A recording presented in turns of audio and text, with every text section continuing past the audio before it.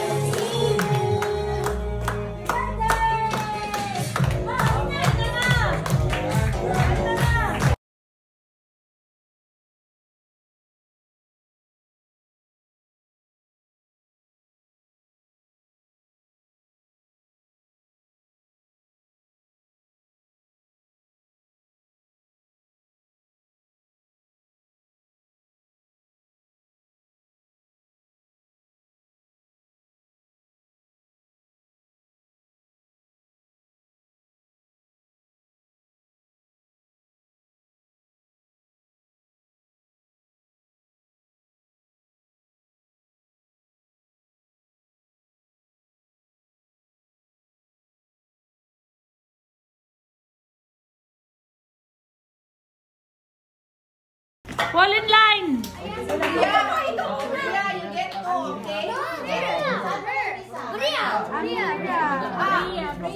The baby girl will get... Sulat muna natin para mabilis. Get one first. Get one. One for you. One only. One only. Huh? Give it to me. Oh, give to... Kay tita pala. Tita, layo ka. Makita nila. Patay man mo ko. Hindi ko alam. Baka Si Priya. Hindi ko alam. Kailangan bigay sa mami, di ba?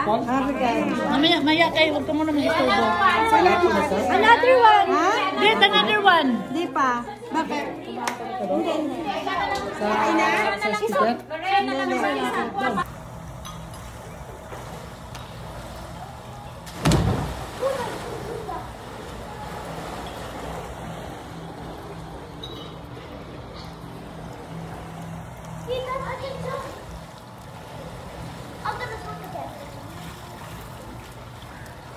Magbabad ka kasi para hindi ka ginawin. Sa tubig ka na.